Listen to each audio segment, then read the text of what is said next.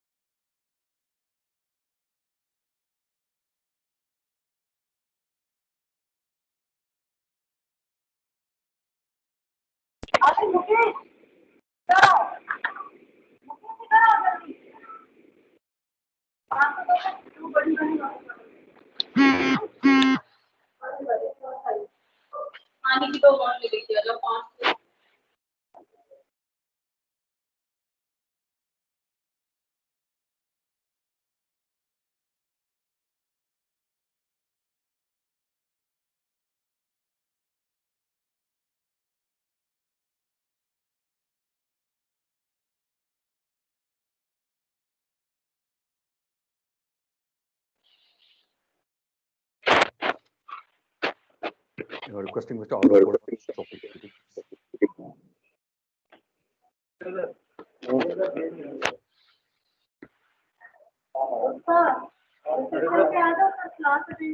मैं नहीं कर पा रहा कुछ करना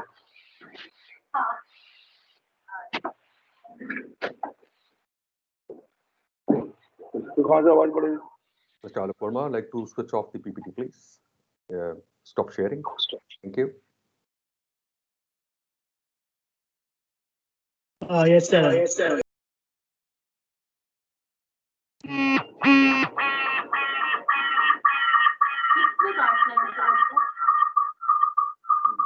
मेरे को भी समय नहीं है दूर जाएगी मेरी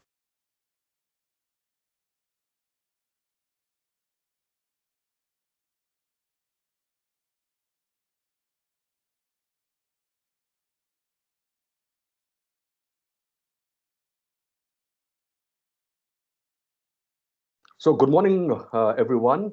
This is 11:01 a.m. right now, India time. Namaste to everybody and welcome to the Sathi webinar. And all of you are, I can see on the screen, decent attendance today in the beginning. Normally, right at the beginning of the day, the attendance is pretty low, but we already have more than 30 people here.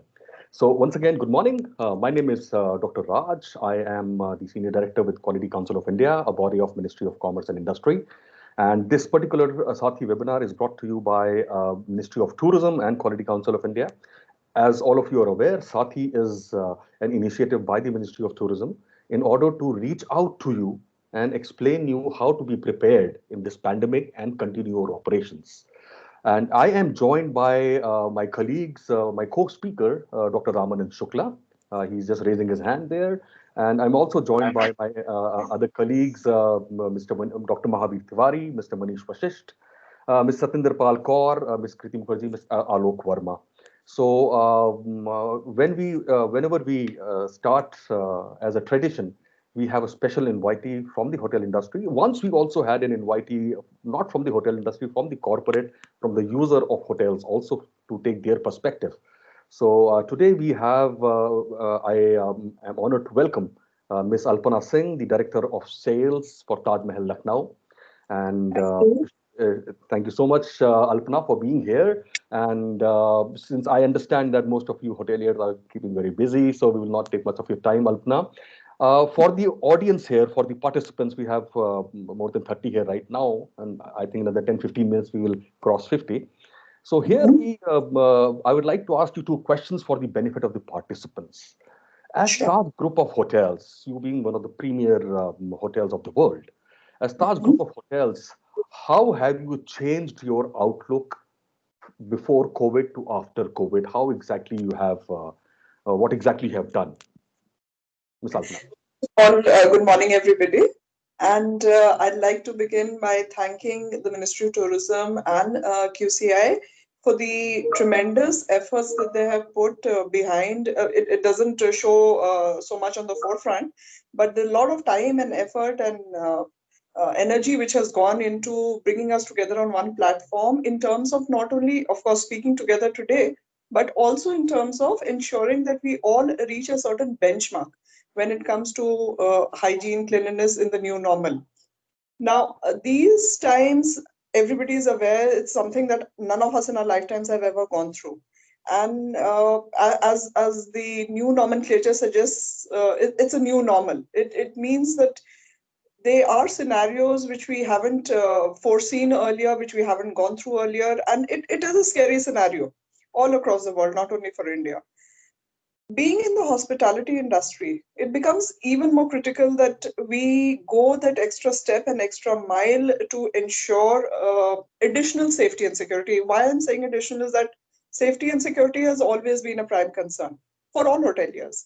But in a time like this, for a client, whether it is a resident or a non-resident, to have the faith to choose your property, to come and stay, he's in a way placing a lot of responsibility on our shoulders to ensure that we keep him safe. And of course, that piggybacks on the fact that we have our entire team, entire staff. And when we talk of safety and security and hygiene, it's I would say for the entire gamut, which includes our associates, it includes clients, it also includes, in our case, our vendors and people who are involved with the hotel in one way or the other. So, yes, we have taken a lot of measures. I won't enumerate what all we are doing. I'm sure most of you would also be following the same. We, apart from safety, apart from cleanliness, we have your sanitizers, we have the masks, we have gloves all the associates are wearing. We are doing thermal checks. We are ensuring for our restaurants the social distancing is being maintained. We have, in fact, halved our capacity for restaurants. For rooms, we are maintaining at least a minimum of 12-hour gap before the room is reallocated after thorough sanitization. But what is more important is that we have to adapt this as a way of life. We don't know how long this is going to last. So it's not only the hotel place. I would say it's a 24-hour check that we need to keep at home when we are, and it's for our safety and for the other safety. So apart from doing all this, we also went the extra mile and we went through the certification which Sati had so diligently made. And we are proudly displaying that certificate on our counters now. And a lot of guests do ask for that. So thank you so much once again, Raj. Thank you. And I'm sure with your efforts and of course with the government efforts, we will move. Thank you so much, Alpana. Thank you for elucidating so clearly as to what exactly the Taj Group of Hotels are doing. And I'm sure that most of these things are, as you said, part of our new normal, which we have to move ahead. And as you very rightly said, we don't know how long it is going to last, because till the time a vaccine is created and delivered, till that time, everything probably will be more of a speculation. So prevention is the best methodology right now. So before I let you go to your regular chores for the day, Alpana, what would you suggest? See, Taj Group Hotels comes with a lot of backing, a lot of support of an entire group, right? Absolutely, absolutely. So right from systems and processes which are centrally made by experts, etc., which you implement, and as you said, which are also aligned with Sati. What would you advise to the smaller hotels, our B&Bs, our homestays, our guest houses, our mid-segment hotels, which are standalone hotels, do not have a backing? Is there any advice that you can give to them?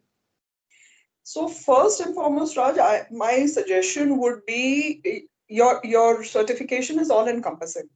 So if one goes through that and follows that to the hilt, I think that covers more than necessary of what needs to be followed by everybody, whether small or large.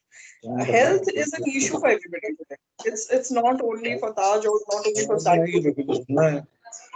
I think somebody's mic is on. Okay, so yes, these are extraordinary times. They require extraordinary measures. I would say we should have the faith. Yes, it will be business. Travel is impacted. I won't say it's not. It is impacted, whether for rooms, whether for food and beverage. But and unfortunately, we don't know how long. As I mentioned earlier, we don't know how long this is going to last. Business have begun again, and slowly and gradually, even for social meetings or get-togethers. Now with the marriage season coming up, people are moving out.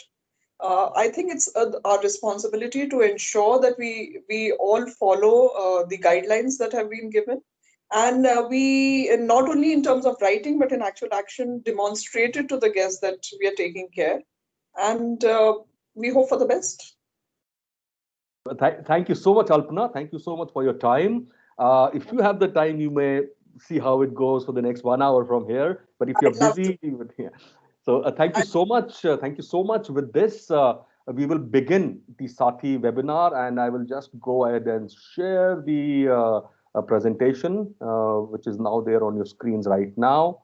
And so once again, thank you so much, Alpana, for being here and telling us as to what exactly Taj Group of Hotels are doing. And thank you so much to Taj Group of Hotels for wholeheartedly adopting the Sati initiative. Thank you so much. So welcome once again, everybody. Before we begin, we have certain rules. This is a one-to-one training, as in this is not a training where you're just a listener. You will be allowed to ask questions, but a humble request is that ask questions whenever the speaker prompts you to do so. Keep your questions limited to the Sati framework. We assume that you have gone through the Sati framework, and if you have any questions related to that, you may ask. We have our technical expert with us, Dr. Shukla, who's a director with Quality Council of India, who will try and assist you in answering your questions. In case you suddenly remember a question, but the speaker is speaking, you may write it down in your diary, or you can write it down in the chat box, which is there, on which you just introduced yourself, all of you. So you can just write your question there. We have two chat box owners on behalf of the Ministry of Tourism, Alok and Kriti, who are keeping a tab on the chat. In case they can answer the question themselves, they will, or they will announce the question as and when the speaker prompts. Today, we all are living in a digitally connected world, so bandwidth does become an issue. And the moment you are online in a meeting online and the video is on, it consumes a lot of bandwidth. So I may request you all to kindly switch off your video now. I am going to do it right now myself. And yes, there I go. And however, right at the end, I would request all of you to switch on your video just for a few minutes so that we can take a photograph which can be tweeted by the government. And throughout, I request you all to keep your mic muted, only unmute when you're asking your questions. So with this, let us begin, and we shall just have a quick look as to what exactly we are doing here today. We'll have a quick 5-minute introduction as to what Nidhi and Saathi is. We will explain what Nidhi is in a few minutes. We will again go in for about half an hour. We will spend about understanding the 10 elements of Saathi. And then after this webinar, what exactly you need to do, which is an optional or voluntary thing, which is a site assessment that you can get it done through QCI accredited agencies, which is absolutely optional, it's voluntary, and what kind of benefits it has. And in between, we will have questions which will amount up to 30 minutes. I would like to announce here that this entire presentation, which is about 25-30 slides, we will share it with all the participants who are attending. So in case you feel that you would like to train your other people in the hotel based on this presentation on Saathi, you can do it from this particular PPT, which we will be sharing with you. So with this, let us begin. Let's first understand what is Nidhi. You all have come and self-certified Saathi. You could only do that because you are registered with the National Database of Ministry of Tourism. Ministry of Tourism, in its effort to reach out to you, to help you as hoteliers as much as possible, it is repositioning the national database, and it has repositioned as Nidhi. Nidhi is an acronym for National Integrated Database of Hospitality Industry. And now it just doesn't want to be just a database, right? It's not just a repository. It has aligned itself with the third pillar of Atmanirbhar Bharat, which is using technology to connect with you. And it will try and bring you a lot of services through Nidhi. So all of you, I would request you to stay and connect with Nidhi. I will very quickly show you the website for Nidhi, which is just a second. Yes. So this is what the Nidhi website looks like now. And earlier it was hotelcloud.nic.in. Now it is nidhi.nic.in. It is owned by the Ministry of Tourism, Government of India. And you can go onto this site and avail a few services. One of them is Saathi, as you can see here. The other services available are star classification and project approval. What is coming soon is showcasing your hotel on Incredible India, getting listed your hotel on IRCTC hotel booking, and very soon we will also bring you a platform where you can attend conferences, host conferences, and have business-to-business meetings, and so on and so forth. So what you will see here is not only this, what the Ministry of Tourism also envisages to bring to you is understanding your skilling requirements, understanding your manpower requirements, connecting the employer with the employee, and also bringing across various other services in the next few months or a year or so. It will. This is what the ministry has in mind for you. So basically, we from the government, we want your businesses to grow. And wherever Ministry of Tourism can give you a platform to ideate, share ideas, and connect you directly with the government, with your concerns, with your ideas, this is what the government is planning right now. So this is about Nidhi, ladies and gentlemen. And very quickly, let's move to Saathi. Saathi initiative is now, once again, an initiative of Ministry of Tourism, Government of India, along with QCI as its knowledge partner. The main intent is, see, there have been a few guidelines which have been issued by the Ministry of Tourism, as well as Ministry of Health and Family Welfare regarding hotels. But how do we know that it has actually reached you? We don't know whether you have downloaded it from the relevant websites. So what the government decided was, instead of you coming to us, we are coming to you. We are coming to you structuring the Ministry of Tourism and Ministry of Health guidelines into something called Saathi, so that it comes to you, you read it, you go through this training which we are going through, and you prepare yourself to receive guests, so that the guest confidence is increased that yes, you have actually understood the government requirements regarding COVID, and you are following that, and you have self-certified. So this is what the entire intent is. It is applicable to any accommodation unit. So any unit with rooms in it, it is applicable to them right now. And however, it does not replace any regulation. Saathi is voluntary, but Saathi certification does not replace any requirement that is there to operate a hotel, like a pollution consent or a fire NOC, etc. Neither does Saathi replace any expert medical advice. The outcome for Sati is a self-certification, which you have already got. That is why you are here. The second outcome is a webinar, which we are going through right now. And the third outcome is an optional outcome, which you, if it is optional to you, would like to take it as a site certification, a site assessment. It is not a pass or fail. It is an assessment of how well you are prepared by a third-party perspective. So the idea here, friends, you can see is to bring to you the best practices, which you can understand and implement it in your workplace, which will increase the trust of the traveler who is planning to stay with you. So that is the intent here. With this, I would request Dr. Shukla to come in and explain what exactly the virus is about. Very briefly, we are not going to get into the nitty-gritty of molecular biology and all. We will just explain what the virus is. Dr. Shukla, over to you. Yeah. Thank you, Dr. Raj. Thank you so much for wonderfully setting up the context of this particular session. And as Dr. Raj mentioned about Sati initiative, this is all about mitigating the risks with respect to this virus, which is COVID-19, as we know, coronavirus disease. So as you all are aware by now that this particular infection, this particular pandemic has been catastrophic for all of us, including our businesses, including our health and other aspects. So it is very important because it is said that if we have to, beat our enemy, we need to know about the enemy. And that is where this is right now our enemy, which we are striving to fight and win this race. So this particular virus, if you all are aware already, it is from a family of coronaviruses, which actually cause respiratory illnesses, which may be mild to extremely fatal, like COVID-19. So that is where a lot of peculiarities come in with respect to this particular disease. There are a lot of challenges why we are not able to really tackle this as effectively as it should have been.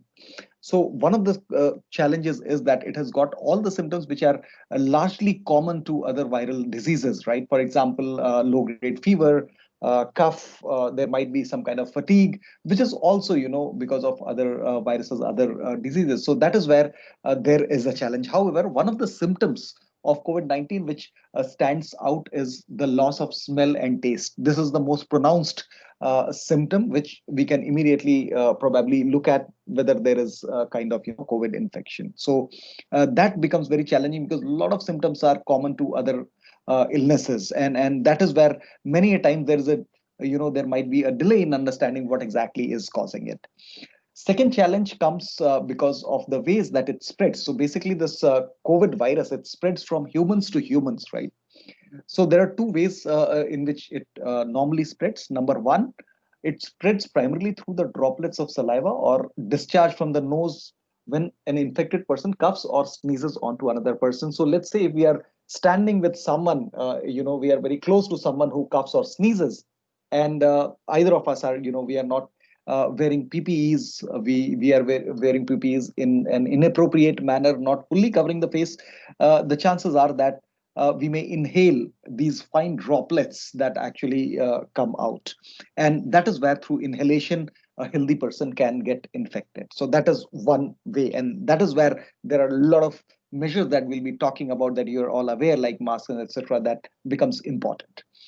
Now, the second way that it spreads is that in case, let's say we are not in the vicinity of someone who's infected, in those cases also what happens is the droplets coming on from the person who coughs or sneezes, these may actually land on the surfaces or objects around the person. Like for example, it may be a table, it may be a computer or laptop keyboard, it may be any object, right? And in that case, this virus is supposed to known to be to survive on various surfaces for around 3 to 4 days, from few hours to 3 to 4 days. And in fact, recently a report has come where it says that at lower temperatures and in dark, this virus can survive also up to 28 days. So that becomes again very challenging, because if we do not have a systematic way of managing these modes of spread, there would be a lot of problem. And that is why you see that today we have more than 1 million people dead and almost 7 crore people globally who are impacted by this virus. Adding to it, there is no medication as such. There is no specific vaccine that has come up, no specific treatment that has come up. And it's challenging for everyone, even for the medical professionals, because there are a lot of complications that actually get into the picture. And though there are a lot of trials happening, a lot of stuff happening, but we don't know when exactly it will reach to all of us. And that is where there is a lot of apprehension amongst the people. People have stopped or reduced their travel, and that is what we are seeing as an impact on our business.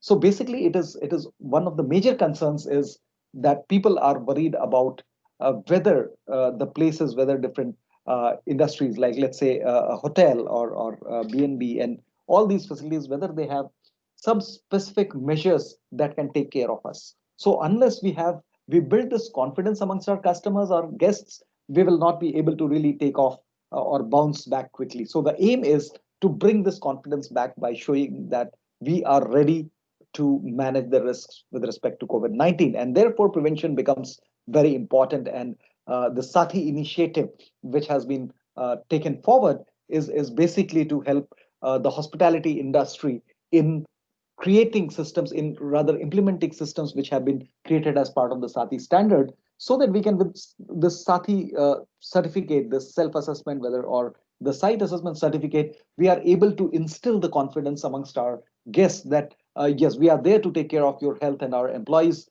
and you are welcome. You can travel without any hesitation, and you can stay with us, and we will protect you. So that is the aim. And with this, I would request Dr. Raj to take you further and explain you why Sati as a system is required, not just a few measures. Over to Thank you, you so Dr. much, Raj. Dr. Shukla. Thank you so much, so clearly elucidating what exactly this virus is about, how it spreads, and why prevention is probably the only way ahead right now. Thank you so much, Dr. Shukla.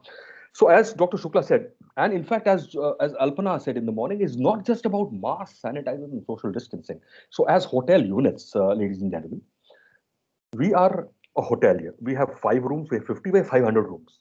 Irrespective, we have rooms where someone else will going to stay. That means we will have people to serve in the rooms, people to clean the rooms, people to take care of the exterior, vendors coming in. So yes, masks, sanitizers, and social distancing are important, are required. However, it is in a complete ecosystem, as you can see on your screen right now, which should be there in harmony by the hotel. So it starts all with the management commitment, the hotel management commitment. So if you are the owner of your B&B or your guest house, or you are the general manager of your hotel, or if you're the director of sales of your hotel, you need to have a commitment which should be visible to everyone around, which not only should ensure hygiene and sanitizing, which should not only ensure safety, which should also include continuous training, continuous communication. It should also include preventive measures which can be related to when you're operating machines, etc. It should also include what kind of what kind of policies or SOPs you have for the transport. It may be guest transport, guest pickup and drop, the staff parking that may be there, or even the valet parking in case you have it. You should also have measures in place with relation to how to communicate with your vendors, suppliers, your contractors, your outsource people that may come in, cleaning the exterior, etc. You should also take care of clean air in your hotel. How exactly to manage ventilation. And then, very importantly, you should be aware as to how you should treat the COVID-related waste, like your mask. You just cannot throw it anywhere. You just cannot mix it with the general waste of the hotel. You need to have some kind of position in place. So we will explain you in brief, obviously, and we will tell you the links where you can go and read it in length, how exactly to manage. And then the most importantly, friends, is identifying if any prejudices is not creeping in into your practices. There should not be any discriminatory practice, which we will discuss later on in detail. So all these 10 elements which are on your screen is what Sati comprises. And all these elements are very well integrated. ये सब एक दूसरे से connected हैं. ऐसा नहीं है कि आप 10 में से 9 कर रहे हैं तो आप 90% हैं. No. If you're doing 9 out of 10, you may actually be doing 4 out of 10. You may feel you're doing 9 because they are interconnected, they are intertwined, they are very cleverly mixed. For example, when we talk about management commitment talks about knowing about the guidelines. But if you just do that and don't do information and training and sensitization, that means you're completing neither, because they both are interlinked. If you have a policy, you need to communicate and train. Similarly, most of these elements are interlinked and they need to work in harmony, so that once you practice them all, you will only be able to minimize the risk. See, tomorrow, if any asymptomatic guest comes and they infect, there's nothing much you can do about it. However, with your all these 10 systems in place working in harmony, you will be able to minimize. So this is what we are going to discuss, the 10 elements of Sati. And before that, let us just quickly discuss the framework of Sati. The framework contains 10 key elements. Each key element has sub-elements, and each sub-element has various requirements. And on your screen, you can see this is what the why we are showing you this is we are assuming that there may be a lot of people who have not gone through the Sati guidelines, and so it is important that you should know how it looks like. So the Sati guidance document is it looks like this.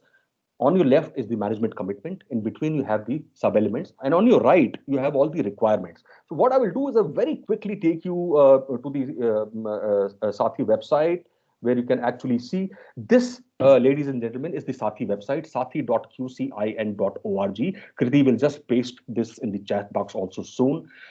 This is the website. In case you want to find your hotel here, click on list of certified hotels, and you can see about 3,000 hotels have already in a short period of time have taken Sati self-certification. In case you wish to see your hotel, for example, we have a special guest from Uttar Pradesh.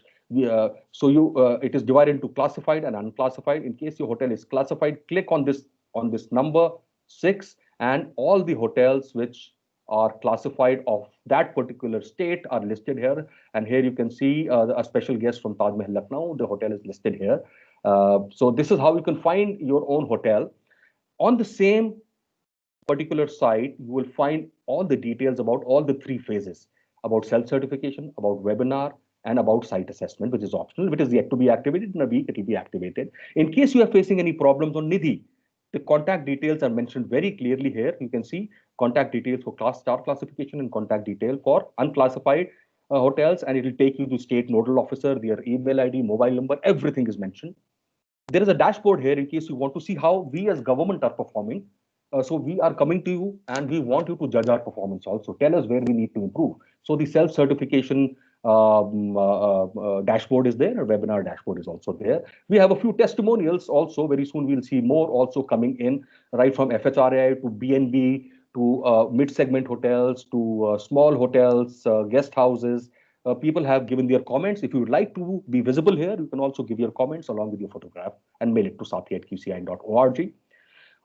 Now, this is where I was coming from. The Sati guidance document is given right here, and you can download the Sati guidance document for hotels with in-house restaurant, for hotels without in-house restaurant, for B&B, homestay, farmstay, and for independent restaurants also. So though the certification has not yet commenced for independent restaurant, but the guidance document is made. In case you want to see the Ministry of Tourism and Ministry of Health guidelines, they're here, but Sati includes both. Sati includes both Ministry of Tourism and Ministry of Health. So you need not go to multiple such websites. We also bring to you some links which are very useful, which are also part of the Sati guidelines regarding FSSAI, regarding food processing and food handling, the CPCB guidelines regarding how to manage COVID-related waste, and the CPWD guidelines regarding air conditioning and ventilation. So all these links are here, very useful links, and you can go through that. So coming back to the presentation, let's study one by one what the Sati elements are about. And I will cover the first element, but before that, I request all of you to visualize your own hotel. Visualize your own, where the guest comes from. Do you give them a pickup or a drop? How do they check in? How do they go inside the room? What kind of keys do you have? Do you have card keys? Do you have manual metallic keys and locks? Visualize how the staff moves. Do you have a time office or do they come from the main entrance? How do they punch in their timing? How, if they have a locker room, how do they go in? Uniform exchange. Visualize the entire movement. Visualize how does your vendor and supplier come in the receiving area. Where do they park their vehicle? How the stuff material is offloaded. Visualize everything. I request everyone to kindly mute. May I request Dr. Tiwari to kindly mute all participants, please? Thank you. So visualize your hotel. Once you visualize your own hotel, you will easily understand all the elements much better, because this is no rocket science. This is plain and simple common sense. So with this, we come to the first element, friends. The first element, as we discussed earlier, is management commitment. And the management commitment talks about 3 sub-elements, which is understanding of regulatory requirements, creating a team, and making sure there are adequate resources. So understanding the regulatory and other requirements with the Sathi model, we are already bringing to you the Ministry of Tourism and Ministry of Health guidelines and SOPs we are bringing to you. More important is for you to identify your relevant state and local authorities guidelines.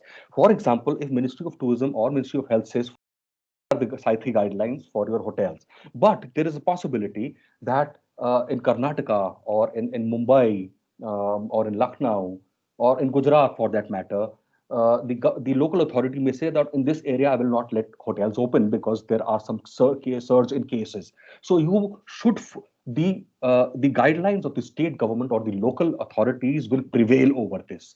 So you must understand what these guidelines are. These are very easily available on your state government's website. Just go to your state government website and go to the COVID related section, and you will find the latest guidelines. Keep them updated, record them, and disseminate to all concerned. In some states, some may even have additional hygiene related guidelines. For example, which it has been brought to my notice that in one of the cities in India, the local government has said that wash the curtains also after a guest checks out. So that becomes an additional requirement apart from Sati. So you must be aware of such, and you must download it from your local government website. Next comes the rapid response team. The rapid response teams, for example, you're a large size hotel, you may create one person responsible in each department, like the executive housekeeper, the front office manager, the chef, the executive chef, F&B controller, and so on and so forth. You make a team of these people, train them well and proper that in case there is a case, how to behave, how to react, how to respond, and then the news is spread to every staff, every vendor that in case there is any COVID related concern, contact this team. In case you're a smaller hotel, have one person. For example, I have a friend in Vasuri, who runs a homestay. He has just had about 8 to 10 staff members. So he himself is he become the contact person on behalf of, he's following Sathi also as a homestay. And he has himself spread the news that anyone has any problems, come to me. So everyone comes to know, including the guest, in case they have any problems, then reach out to this person. So most of the bigger hotels, the five-star hotels, have made audio visual arrangements, including in the room, in the television, including in the lobby, explaining the guest what measures they are taking. The final sub-element of management commitment is for you to ensure there's adequacy of resources. See, these times are extraordinary times. It calls for extraordinary measures.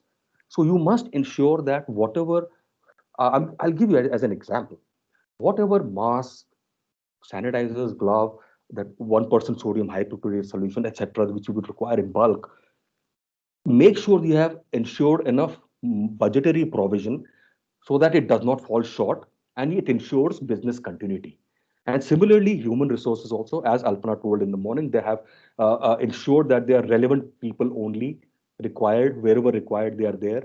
And I was just talking to one of the general managers at the Taj, Mr. Dhananjay Singh, and he said that they have not laid off anyone and they have pulling in from their own resources to pull together. So yes, it is important as a management to recognize what are the risks exposure, how to mitigate them in order to maintain business continuity. So that is a part of the management commitment. Are there any questions, Kriti and Alok? Any hands?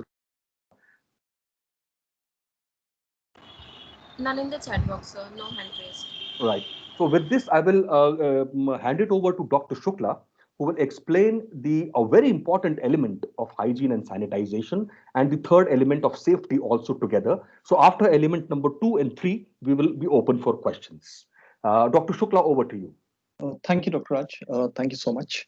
So now this is the element, as Dr. Raj said, this is very important, hygiene and sanitization. And hygiene, if we look at cleanliness and hygiene, is not new to the hospitality world, right? This is a part of our business. This is part of our DNA, that we maintain the cleanliness and hygiene in the best possible manner. However, here when we are looking at hygiene and sanitization, it is largely with respect to mitigating the risks that comes out of COVID-19. So that is something which is primary here. So we are not talking about the general hygiene and cleanliness, but we are talking about the method of hygiene and sanitization, measures of these processes, so that we are able to minimize the spread of this infection, or even if possible, we should be able to minimize the possibility of acquiring this infection by anyone. So there are a couple of important aspects. One is the personal hygiene. As you all know, when we were talking about this virus, it spreads from humans to humans, and that is why personal hygiene becomes extremely important. One of the foremost things that we need to do is to identify the right personal protective equipment, what we should be wearing, because as you see, there's a lot of risk of inhalation, a lot of risk of getting acquiring this infection at different stages of our work or other aspects. It becomes important for us to identify what is the kind of personal protective equipment that we need to provide to our people. Uh, and here it will be basically dependent on what is the risk of exposure to our people with respect to the external people, the guests who are coming in, the service providers, and other staff. So wherever the interaction is very much, the risk of exposure is high, we need to equip our people with a right kind of personal protective equipment. Like, for example, if someone is at the front desk, or someone is from housekeeping who's supposed to, interact with a lot of guests, we will have to provide them with the masks that are like N95 masks, which provide a better protection, hand gloves, face shields. So these are some basic things that we need to provide to our people who are at a higher risk, because their interaction with guests and a lot of people, external people, is a lot more. However, people who are at the back end, they may be provided with, even a triple layer medical mask, or even they can use, if someone is, like for example, in stores where there's not much of interaction, or at the back end some function where there's not much interaction with other people, we will have to ensure that they may be provided with, a simple cloth mask or triple layered medical mask. That should be good enough. So it will be ultimately the risk of exposure that will determine what kind of personal protective equipment we are supposed to provide. The second aspect is the hand hygiene. Because this virus normally, as we've seen, that in case there's a person who sneezes or coughs, and then these droplets may land on various surfaces and objects, and any healthy person who touches an infected or contaminated surface, or object, and the person doesn't sanitize the hands, touches back their ears, eyes, nose, the person may get infected. And that is why frequent hand hygiene is very important. Uh, Whenever a person who has touched a particular surface which is suspected to probably, which may be a high touch point where a lot of people regularly touch a specific point, like for example, elevator buttons, the buttons of the lifts, or maybe the door handles, etc. Those At those times, we need to ensure that people are washing their hands, or at least sanitizing their hands. Wherever possible, hand wash is always advisable, and that too, here emphasis has to be on right way of washing hands. Like for example, using soap and water and rubbing hands for at least 20 seconds. That is minimum. And then we have to also ensure that the spaces between the fingers, the palm, backside of the palm, this entire part, it has to be rubbed properly, because it is basically the molecules of the soap. They actually get into the outer covering of the virus and break it down. That is how the virus gets neutralized. Otherwise, if we just use water and even, let's say, soap, and we are just doing it superficially, it is not going to be effective. So the right way is very important. That is something which we need to educate everyone. Wherever we don't have an access to hand wash facilities, we'll have to provide sanitizers, and that too, the sanitizers which have minimum 70% alcohol content, because that is something which has been proven by the studies to be effective against this virus. Like for example, let's say your area, the reception area or the front desk area, where you may have the guests coming in and waiting for some time, provide these hand sanitizers there, maybe in the corridors, right? Wherever the guests might, like after coming out of the elevator, they may feel like they would need to sanitize their hands. So strategically, we'll have to identify the locations where these sanitizers need to be placed. Next thing is, this all has to be also coupled with safe distance, that is social distancing.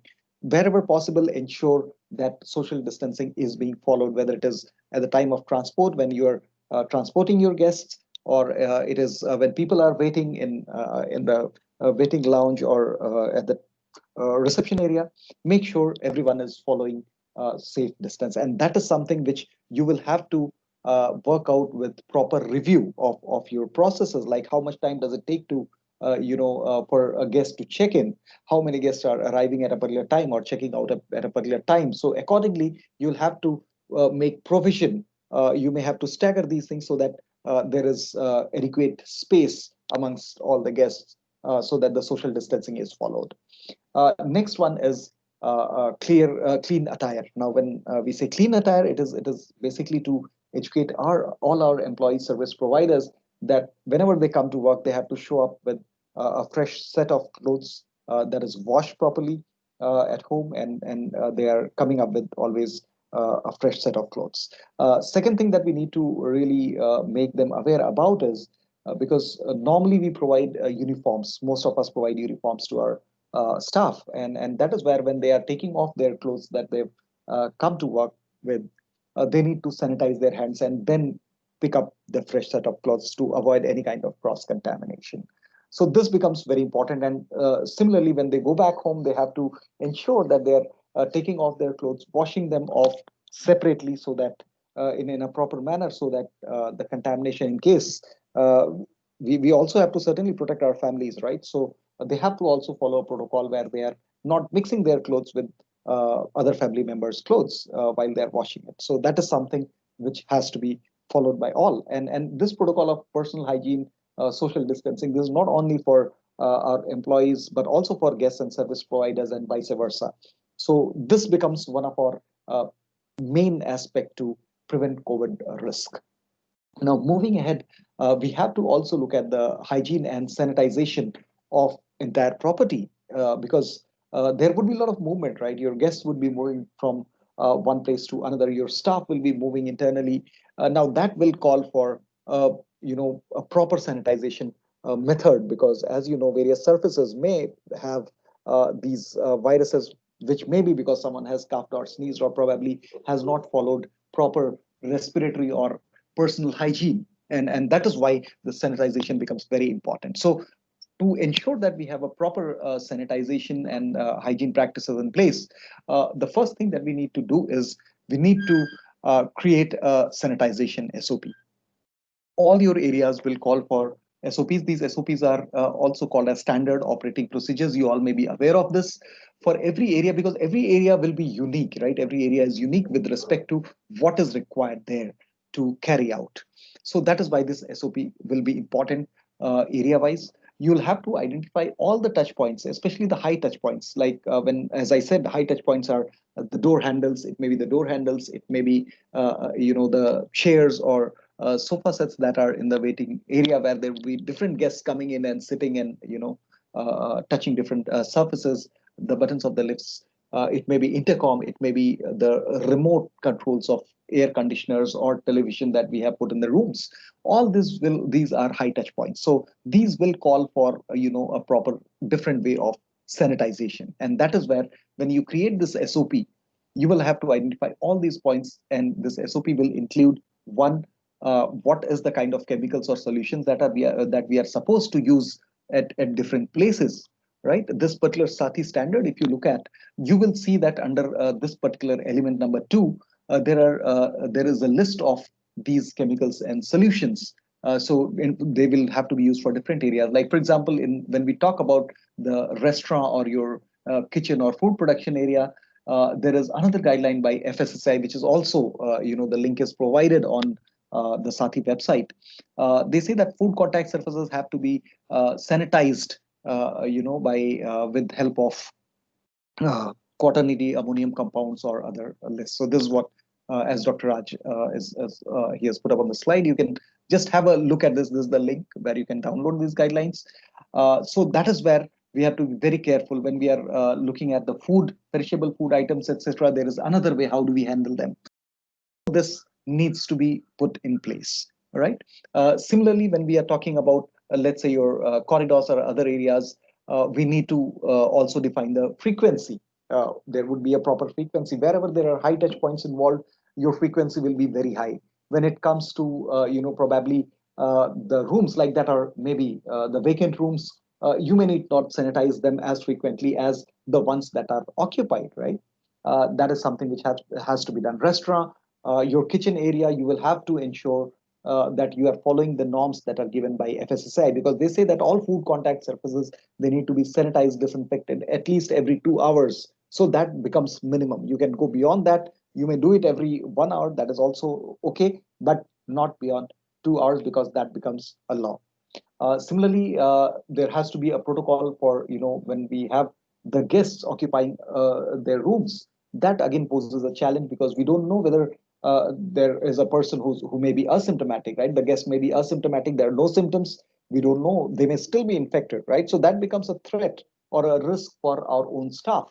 And similarly, if our staff is, let's say, asymptomatic, because we can't really know whether everyone is, showing some kind of visible symptoms. So in that case, it becomes a risk for the guest. So that is where we need to draw a proper procedure, a proper protocol with respect to cleaning occupied rooms. So maybe we can request the guests to stay out of the room for some time. By the time we are actually carrying out the cleaning and sanitization activities, we must ensure that the housekeeping staff who's involved in these activities is provided proper PPEs like face shield, masks, gloves, maybe coveralls. All these must be provided to our staff to ensure the safety of the guest as well as the staff. So that becomes very important. And further, as Dr. Raj said, that there are certain states which require, even the curtains to be washed after checkouts. They have to be washed and sanitized. So there may be some state level or local level regulations which also need to be put in place. So make sure that you establish a proper protocol considering all the legal requirements here. And also maybe you can simply, by the time a guest is occupying a particular room, maybe the linen, you may decide as part of the protocol what will be the frequency of change of this linen, maybe not every day, right? So that all has to be created as part of our SOPs. So identify all the areas, list them down, make sure that for each area you identify, you can put them under a specific bucket so that you create standard sanitization SOPs for all these areas, mentioning the name of the chemicals that will be used, the frequency that has to be used, the method in which these activities will be carried out, and how you will monitor their effectiveness, right? So that is about hygiene and sanitization. It's one of the most important pillars of this Saathi standard. With this, we can move on to the next one. The next element here is about certain advisories. May I request to have the slide change, please? Now, when we look at these advisories, one of the things that we have to understand is that, as Dr. Raj said, it is not only about the masks only, it is about various other aspects that we are looking at.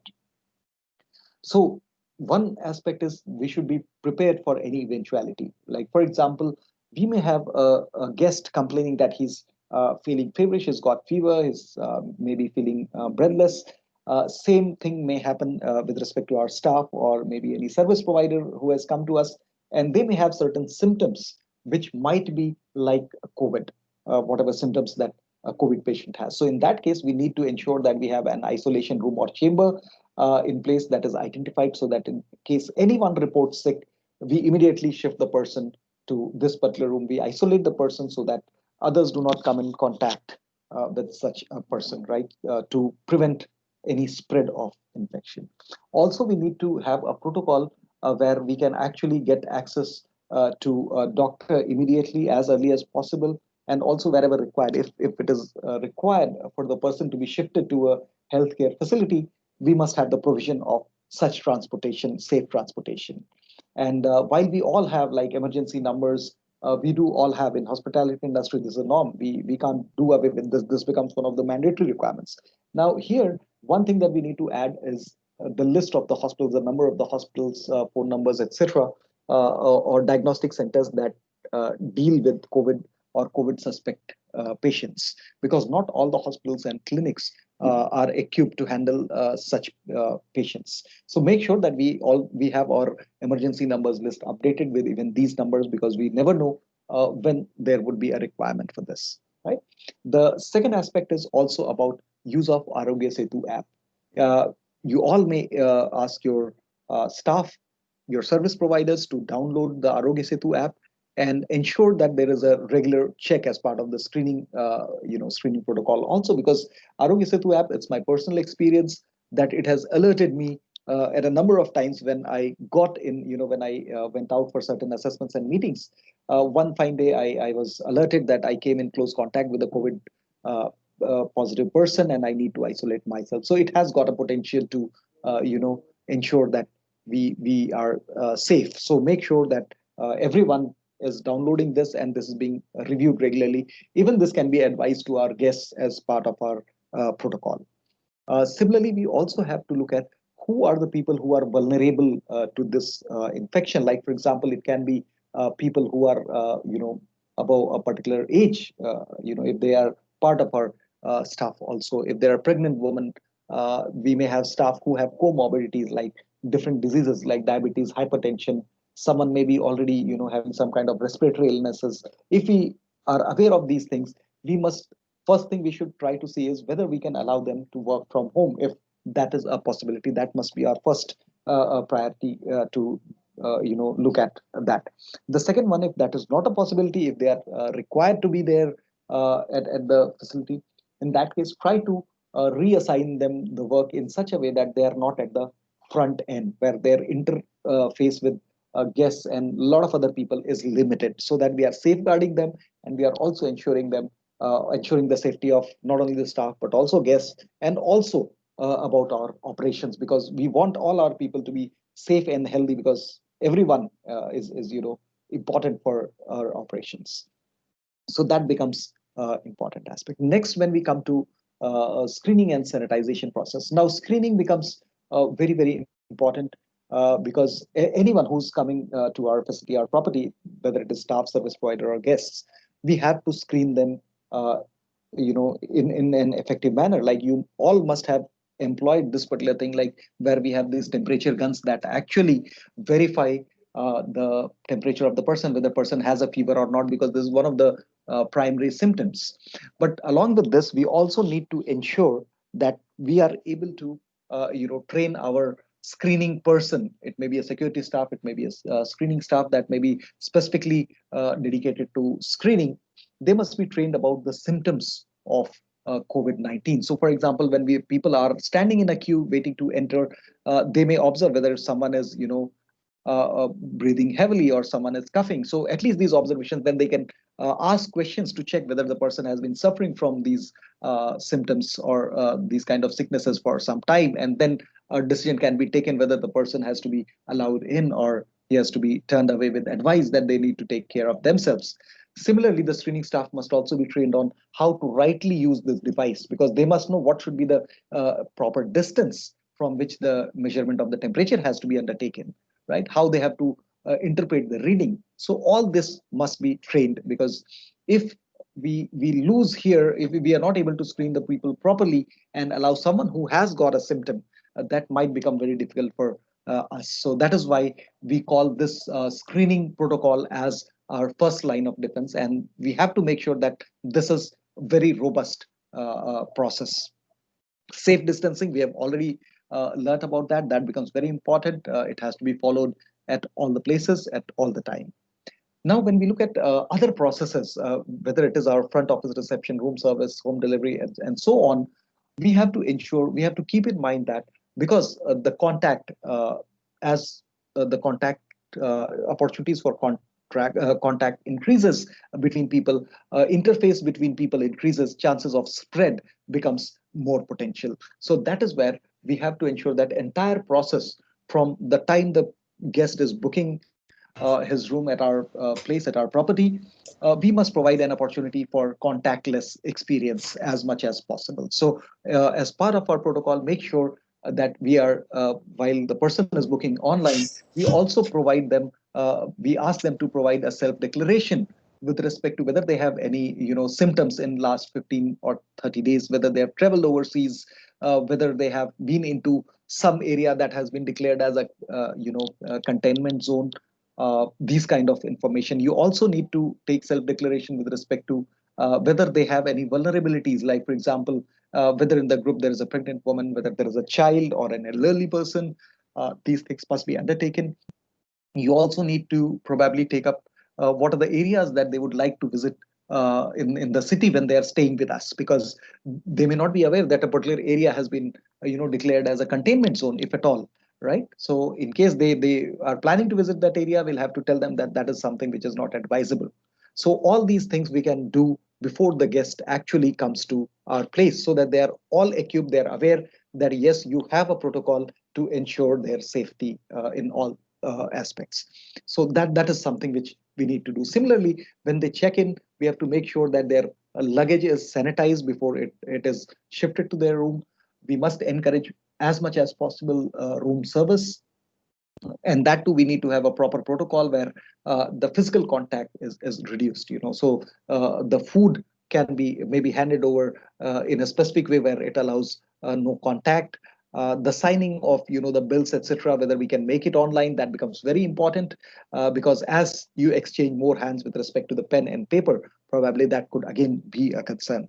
If we are using that, make sure that these items are all sanitized properly. Same thing applies even in the dining area or restaurant.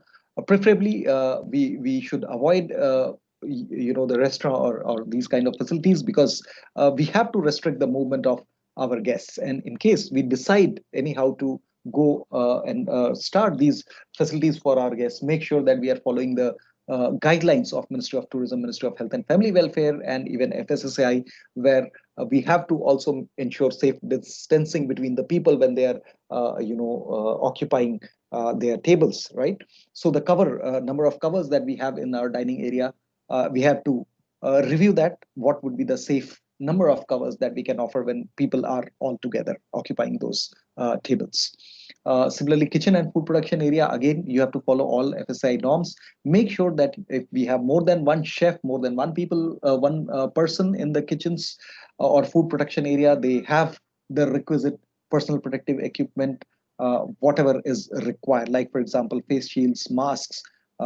If we have more than two people, we are not able to maintain social distancing. Can we create some kind of physical barrier between them, right? And choice of personal protective equipment like face shields, etc., will also depend on whether it is a hot kitchen or whether it is not one. So accordingly, decision on personal protective equipment has to be undertaken.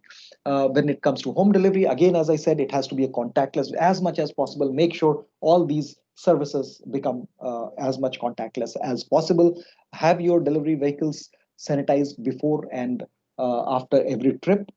Screen your people who are going to deliver these products, these F&B things to the people, to your customers, and also make sure that they are provided with sanitizers. They are trained well. They are made aware about the consequences, do's and don'ts, so that they are also safeguarding themselves, as well as they are not risking any of our customers or other staff in our facility. So that is how we need to create, as Dr. Raj initially said, that it has to be an ecosystem. So you can see that it is not only about just masks that it will protect us, or some taking some temperature or something like that. It has to be a complete ecosystem that needs to be created. It has to be entire system that has to be put together, because you never know where you're going to contract this disease or your guest will contract this. So when we put this all together, I'm sure, as you will learn in other slides also, that every element in Sati standard becomes a very important part, and together they provide you a formidable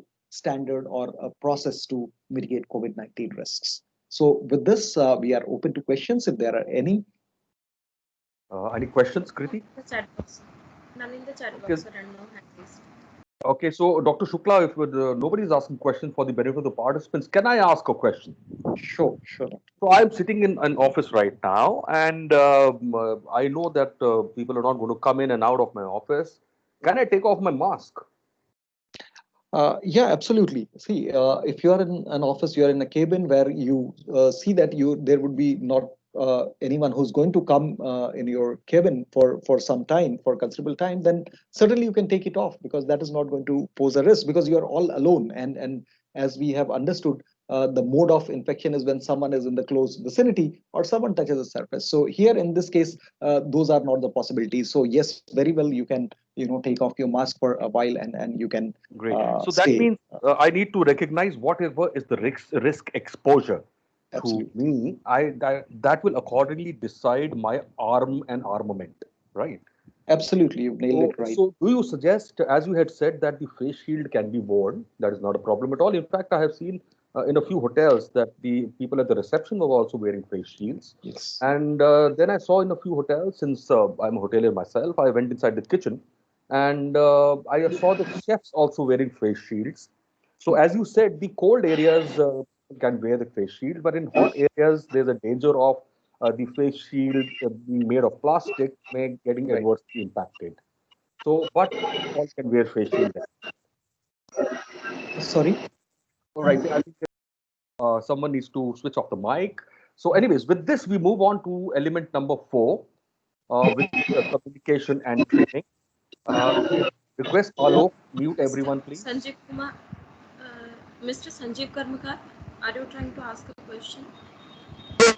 Exactly. I just wanted to know, it is an add-on question regarding mask. Doctor, is it not posing greater threat if we are wearing mask for a longer time? And then how we can protect our health in terms of taking the carbon dioxide back to our health? We're wearing mask for a long time. So, Thank you. here it goes. Before I request Dr. Shukla, here are my 2 bits on this, Sanjay ji. Masks, there are different kind of masks. There's N95, there is 3-layer surgical mask.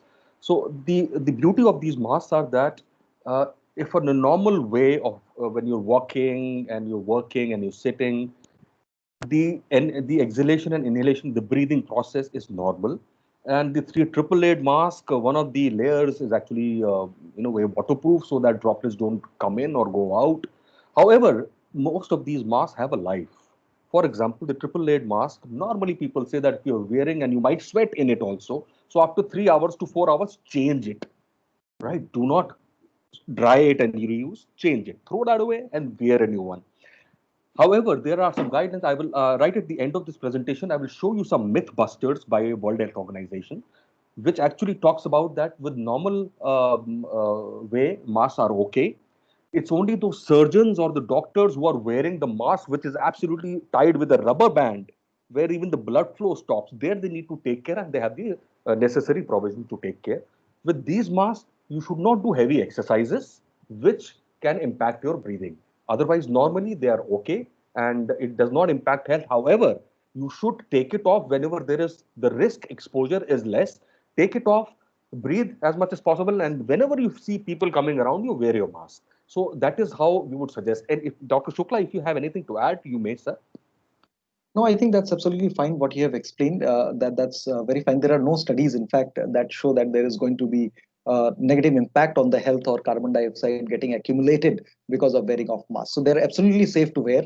And as Dr. Raj said, it is very important right now. It is very important to stay protected against inhaling the virus. So that is something which can be fatal. So I think it's absolutely safe. So just do not do any heavy exercise or any exercises. Do not do jogging, etc. When you're with the mask, when you're wearing the mask. Maintain social distances in that case. Right. So I hope Sanjay ji that answers your question. Yeah, thank you. Thank you. Thank you so much. So with this, we move on to the fourth key element of Saathi, which is actually a no-brainer.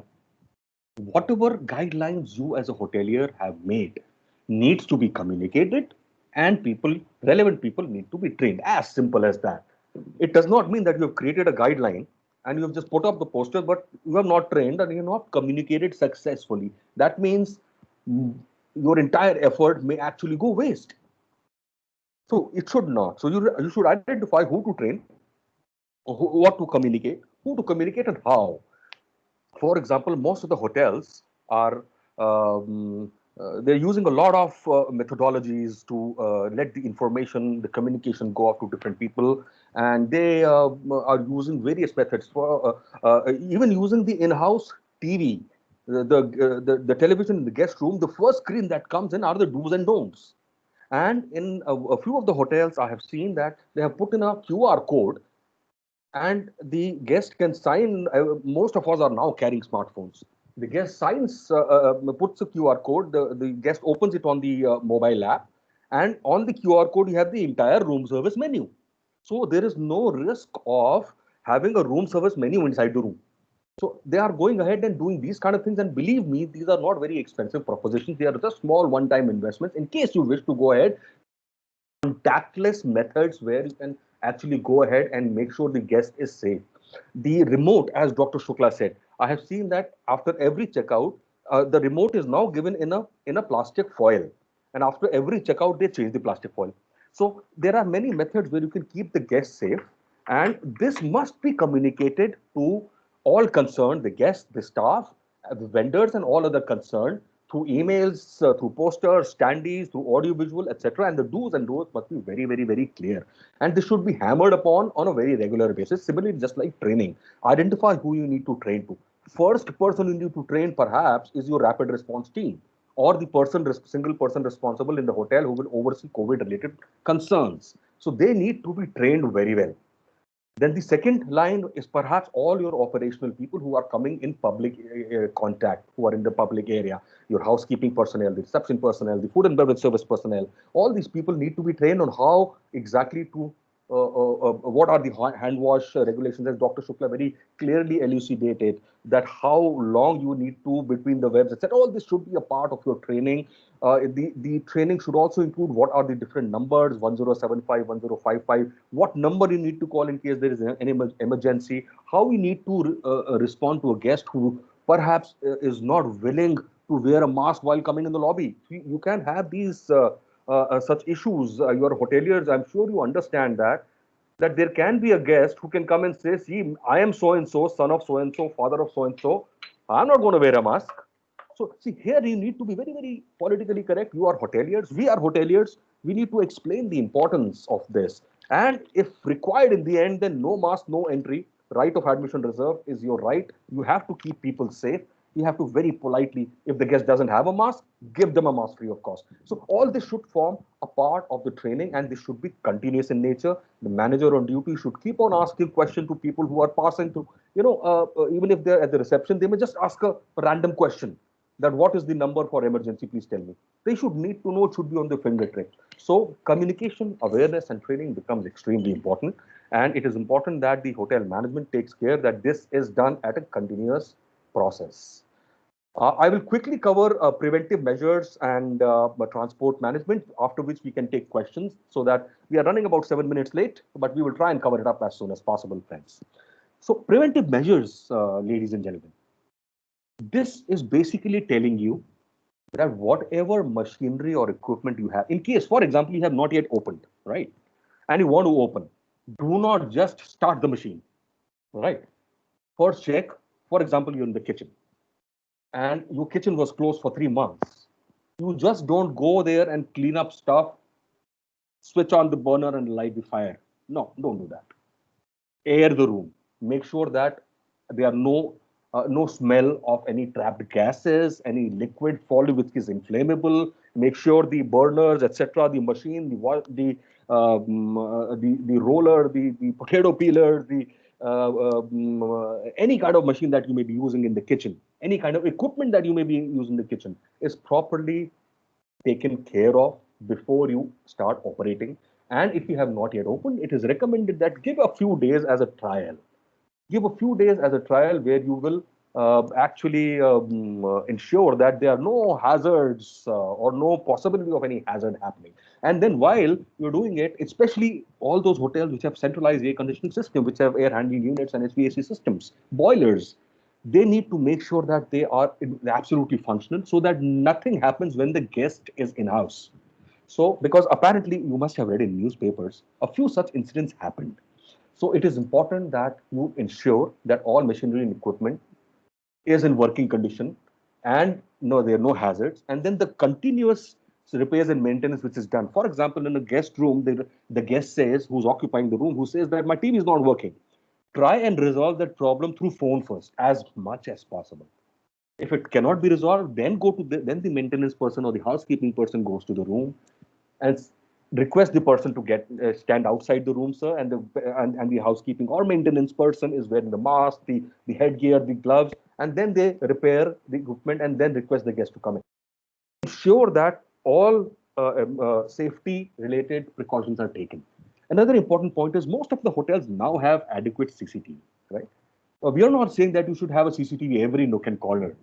We are saying it is a good to have. It is not a must have. It is a good to have equipment so that you can track the movement of people who are going in different areas of the hotel, including guests. For example, a guest, God forbid, contracts the coronavirus.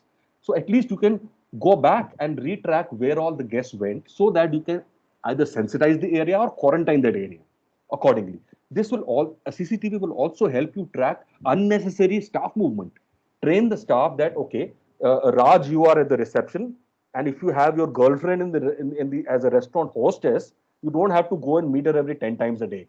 It is barred.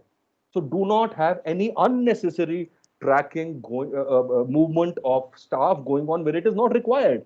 See, earlier it used to happen that you have 5 minutes of time, you just walk over and check how things are going. Kitne cover hue aaj, kitna turnover.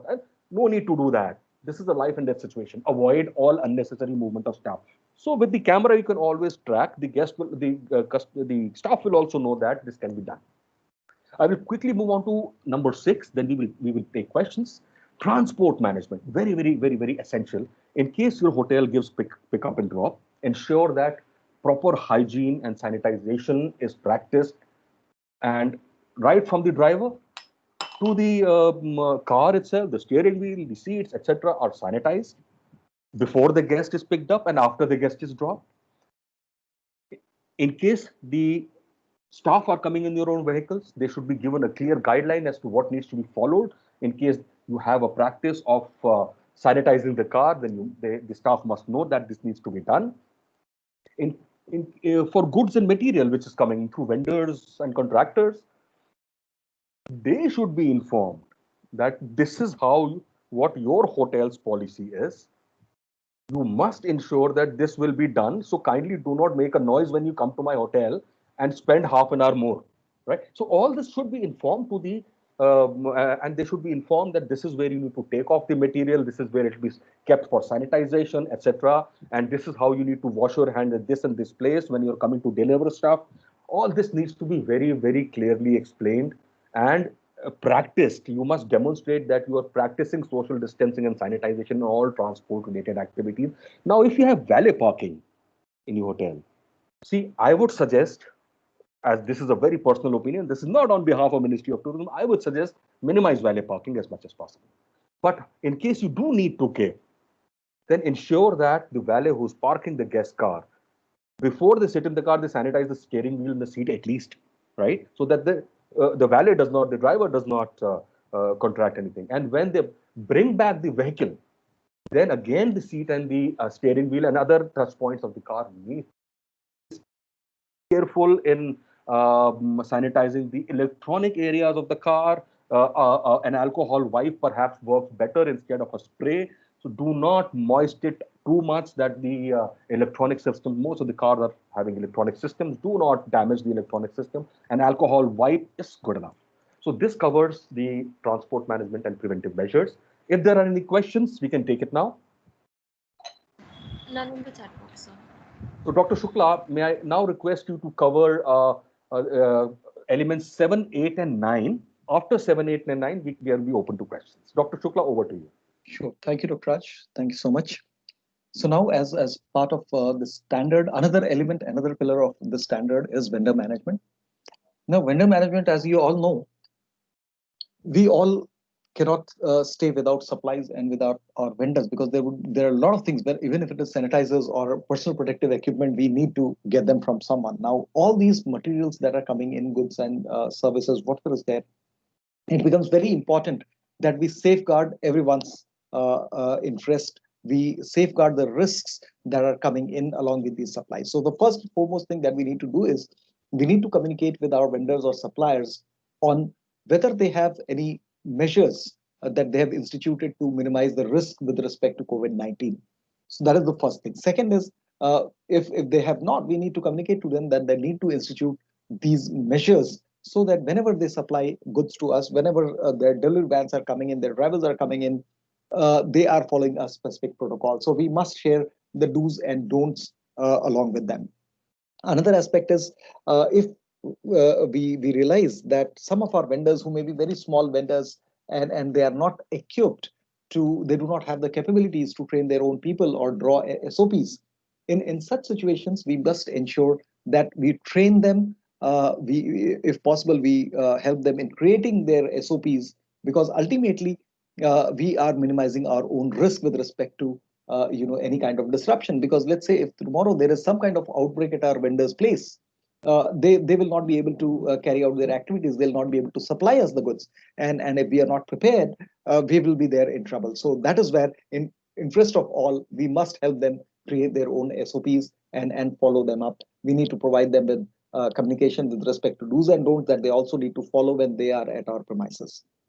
So that is something which needs to be instituted. Apart from this communication, initial communication, we also have to keep on communicating with them whether they are following those measures or not. Because initially, when you help them create SOPs, they may create it, but whether they are following it up or not, that might not be there. So that is where we need to emphasize regularly that they have to follow it up, and we have to also review those things. Secondly, when it is about incoming supplies and inventory, we have to ensure that all the materials that are coming in, they are coming in staggered time frame.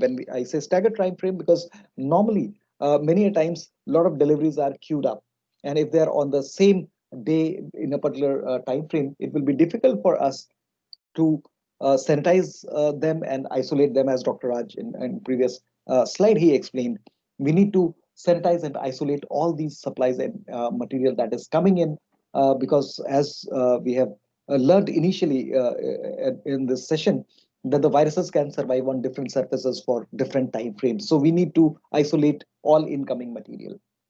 So we have to take all these precautions. We need to provide enough time in between two supplies to sanitize these goods and isolate them. And as I said, there has to be a proper queue management for all these aspects, right? So that is about vendor management.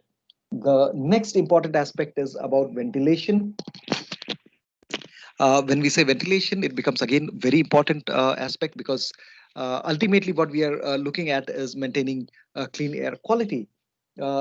In case, let's say, normally what happens is in enclosed spaces, what happens is that this virus can actually there is a lot of risk with the virus, because let's say in enclosed spaces like in our properties, when it comes to especially the smaller areas or the areas where rooms are there, the corridors, etc. If there is a lot of movement that is allowed, like a lot of guests are coming in and out and staff is coming in and out, the chances of the virus, in case someone has coughed or sneezes, staying in that particular environment can be enhanced.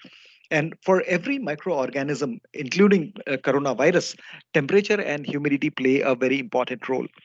At the lower temperatures, in dark areas, at higher humidity levels, this virus can survive for a longer time. And therefore, what we need to ensure is we need to maintain the temperature levels between 24 to 30 degrees centigrade, along with relative humidity of 40 to 70%. If we maintain these conditions, the life or longevity of the virus can be reduced to a great extent. So in all areas, please ensure that we are maintaining these temperature and humidity ranges. Further, we need to ensure that there is fresh exchange of air that is coming in. This normally becomes a concern when we have centralized air conditioning system, because everything is then closed, all the windows are closed. So what we have to do is, even we have a centralized air conditioning system, we need to ensure that we are opening the windows wherever we can for at least 15 to 20 minutes every 2 hours. And that is something which will bring in fresh air, and that will again minimize the risk with respect to this particular virus. So one of the things that I would strongly recommend here is to go through guidelines that is published by CPWD. They have published a guideline on ventilation. This is there on the website, and that will be also put up on the chat box.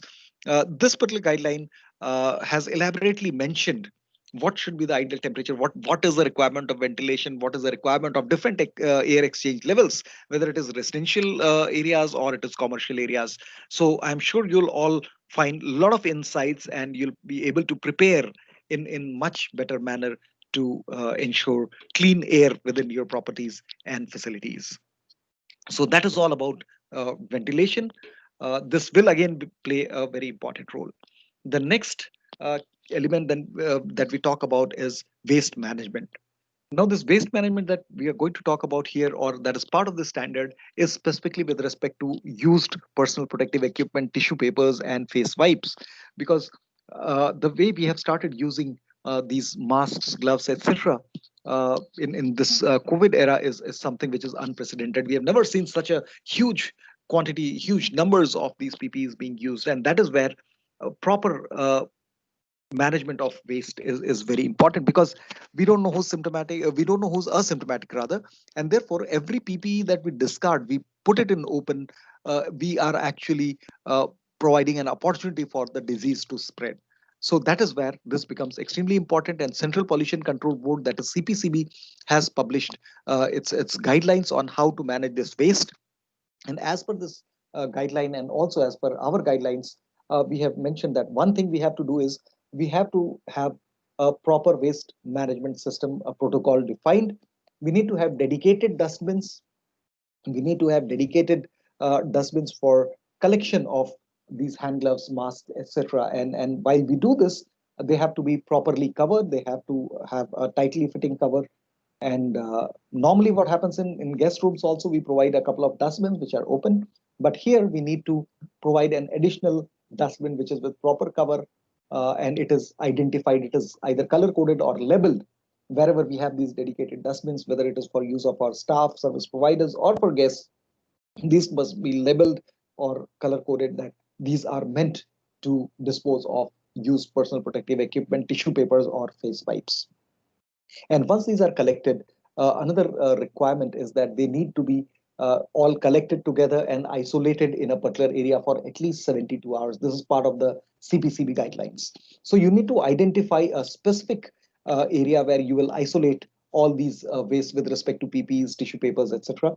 Isolate it for at least 72 hours, then you'll have to shred it, these PPEs, either shred it or cut them into pieces, and then tie up securely in bags so that they can be disposed of as your general solid waste management as part of that process. So this is about waste management. Make sure that we are following these norms, because as now CPCB has also defined these, it becomes one regulatory aspect. And secondly, as we are basically trying to instill the confidence amongst our guests that we are having robust processes and systems in place, this will be again another area where we can actually enhance the confidence and boost the confidence. So with this, I close this waste management process. If there are any questions, we can take them up, or otherwise, Dr. Raj I would request Dr. Raj to take this forward. Thank you. Any questions, Kriti, Alok? None in the chat box, sir. So, though we are running slightly behind time, maybe a quick response from you, Dr. Shukla, regarding waste management. Yes, I know that the guidelines are there. Kriti has already posted the link where the guidelines can come in. However, what is the harm if I just mix the COVID waste with the general waste of the hotel? Is there any harm? Okay, that's a good question, Dr. Raj. What happens is now, normally for other waste, the general waste that is being generated or that gets generated, if we mix it with these PPEs, what will happen is the person who's going to handle that waste, he will not be aware that this might be, potentially, it may have contamination and the person may get infected. And he may, in the entire chain of this waste management, anyone who touches these, contaminated PPEs or waste, they all will get impacted. Second is, when we are not putting them in proper covers, we are not isolating them, the chances would be again that if there is strong wind current or a breeze coming in and there is a potential infection contamination, these could again become a kind of spreader. So that is basically because of the potential of infection that can spread through them. It is always advisable, and as it's part of the CPCB norms also, that these wastes do not. That's very nicely. Cutting them off or chopping them also helps avoiding reuse, because we have seen on the street. We are in Delhi. We have seen on the streets people are selling masks and sanitizer on the streets. So a request to everyone present: avoid buying masks from the street. Buy it from even sanitizers and other from trusted locations, from trusted chemists, druggists, etc. So as to because there's a possibility this may cause more harm for all you know. So coming to number 10, which is control of discriminatory practices. Friends, this is actually addressing the elephant in the room. Okay, I'm not talking about myself as the elephant here. Sorry, I'm just a funny gesture towards my own weight. However, The problem is that at times we might forget or it might slip out of our mind that such prejudices and bias may seep in into our operations. I will just give you a quick couple of examples. For example, I am on behalf of the vendor, I'm a loader and I have come in, I have forgotten my mask and I'm supposed to offload stuff and keep it inside the receiving area or in the isolation area which has been defined. And you as the supervisor says, okay, I have got ginti ke mask, counted mask I have. If you have not got it, I will not give it to you. So that may kind of become a prejudice, a discrimination, because in the end, let me tell you, it will come back to bite you. Because if you don't keep me safe, you're not keeping yourself safe. As simple as that. This is just one small example. Other examples can be, for example, I was earlier COVID positive, but now I'm absolutely clean. I've come negative twice, and there is nothing wrong with me. But you tell me that you will not hire me, or you will not get me to the, you will not allow me to come to the hotel, and I will not pay you for those days that I'm not. So this also kind of becomes discrimination towards such people. So there can be many such example related, and this is only specific to COVID. For example, my area, my house was earlier a containment zone. And now you tell me that your house was earlier containment zone, you are coming from there, I will not allow you to go. So these can actually be an example of discriminatory practices. Ensure that you do not, you make sure that you identify these things, you mitigate it, nip it in the bud, and you tell everyone, from the vendors to the staff, everyone, what your stand will be on discrimination. Just tell everyone that you will not tolerate it if any of such things happen. So with this, friends, we complete our 10 elements of Sati. The next step, which is uh, an on-site assessment, is absolutely optional, voluntary. If you wish, you can go ahead and do it. However, this is not a pass or fail assessment. This assessment is through accredited third-party agencies of Quality Council of India. QCI works under a global protocol, so all our agencies are thoroughly checked and trained. And they will come, and on basis of Sati, they will just assess your systems and processes. They will not go to every nook and corner and every room to check whether it is clean. No, they cannot do that. They will check whether your systems and processes are in the right place. They will check whether you are communicating in the right manner. They will check with interview of you staff and check with them whether they have been trained, etc., etc. And it will be maximum of 1 day assessment. See, the advantage of a third party perspective is at times, if I'm trying to judge myself, I might overjudge or overestimate myself. But a person who in front of me might tell me that, see, Raj, if you want to become Tom Cruise, you need to lose 20 kgs, you need to grow more hair, and you need to have better shoes. So I know my opportunity for improvement now. Similarly, a third party perspective will tell you that, okay, you are doing very nicely. However, if you have color coded bins, it will be easier for people to identify where to throw COVID waste, especially the staff. So similarly, such kind of opportunity for improvement can come to you. So irrespective, you will get a certificate of assessment, because this is not a certification. We cannot certify you COVID free. A doctor also can't. Today I might certify you, tomorrow you might get it. So this is a certificate that you have undertaken an assessment, a physical or a remote assessment to a third party, and you have shown exhibited intent to get it done, and you get a certificate of assessment, and you get a detailed report where all you can improve and where all you're doing well. So that is what it is about. Various advantages. Your guests will also feel that you have shown exhibited intent, that you are bothered about everyone's safety, and your image as a hotel will obviously improve. But again, once again, this is voluntary. This is optional. As we were discussing with Sanjay ji, there are some myth busters. Coronavirus is a virus, not a bacteria. If you have been getting a lot of WhatsApp and other social media messages that, "Arey, ye to bacteria hai, virus to hai nahi." No, this is a virus. There is right now no drugs licensed for the treatment. Consuming alcohol above 60% doesn't cure COVID, please. So I'm getting a lot of messages that, does it cure? If I'm taking a single malt called Oban, which is 63% volume by volume, if I take a one peg every day, will I be safe? No, it doesn't. Then there have been some rumors regarding 5G mobile network. So what you need to do, ladies and gentlemen, just go to the Mythbusters website of World Health Organization. This is what the website looks like. I will just copy and paste the link chat box in a while.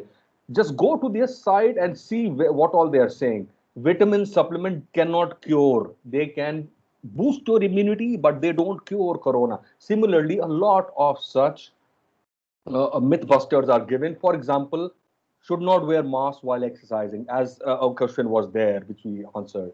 Likelihood of shoes spreading is low. However, wherever possible, if you like to wear shoe covers, it is your choice. Similarly, it cannot be a house fly cannot spread. Mosquito bites don't spread. So all these things are mentioned here. I would request you all to go to this site. I will very quickly. I now request you to switch on your videos. We are at the end of. We have made good time. We are at the end of the presentation, and I will very quickly paste the World Health Organization Mythbusters link, which I have just done right now. And so, ladies and gentlemen, I thank you all for your time and for being with us for an hour and a half. I thank Ms. Alpana Singh, the Director of Sales of Taj, for giving her 2 bits on it. And I can hear a lot of phones ringing. I think it's back to business. So Dr. once, Raj, yes, sir, please stop the- yes.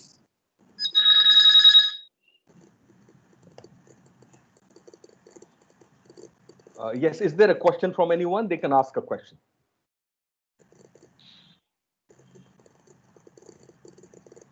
I believe there are none. So I once again I thank you all, and on behalf of Ministry of Tourism and Quality Council of India, we thank you for being here and understanding how to be well prepared to receive guests in this scenario. Things are improving, let me tell you. However, the next 3 to 4 months will be very crucial. Be very careful because Corona survives better in the lower temperature zones. Winters are on the anvil. We have festivals, we have marriages and weddings, and all these things happening. There will be people. Please be very, very careful. Adopt Sati as in harmony as a whole. It will minimize your risks. So, and we will also send you a link where we would like, even if we are government, fine, but we would like you to tell how we can further improve on this webinar or on this Sati, because whatever, if you like this, then this is because of an improvement from the previous webinar. So just like you ask your guest, how did you like your food and how was the stay? We are asking you, if you like the webinar, you can say it. If you want us to improve it, you can say it. We will share the link with you on email as well as on this chat box. I can see a lot of people. I can see there are a few familiar faces, which I can see. A few fellow hoteliers also. So thank you so much once again on behalf of Ministry of Tourism and on behalf of Quality Council of India. We thank you for being here. Thank you so much. Thank you so much, Dr. Shukla and team. Thank you. So with this, we end this webinar. We all may go back to our respective daily routines. Thank you so much. Have a good day, everyone. Thank you. Wish you the same. Have a good day. Have a good day. Thank you. Thank you so much. Thank you. Thank you very much. Thank you very much, sir. Thank you, sir. Namaskar. Thank you. Thank you, sir. Thank you, madam. Thank you, Jennifer. Thank you so much. Thank you, Sanjeev. Thank you so much. Thank you, Palash. All the names I can read. I'm trying to say thank you. Thank you so much. Thank you, guests from Agri Tourism, Andrew, Animesh, Viresh, Chadwick. There are 60 people there. I'll still take the names. Dinesh, Dr. Singhu, Fort View Cafe Gwalior. There's a guest. Thank you, Harish. Thank you, HM Bhubaneswar. Thank you, Rama. Thank you, Kakoli, Banerjee. Thank you. There is a 2835787. Thank you so much. Thank you. Thank you, Manas. Thank you, sir. Thank you so much. Thank you, sir. Thank you, Muthu Kumar. A lot of names. Thank So you. it will be evening by the time I take all the names. So much grateful to everyone. Namaskar. Thank you. With this, the PowerPoint presentation will be mailed. Mask नहीं हटाया अपने लिखा है क्या लिखा है उसमें? Okay, मैं भी दिख रही हूँ।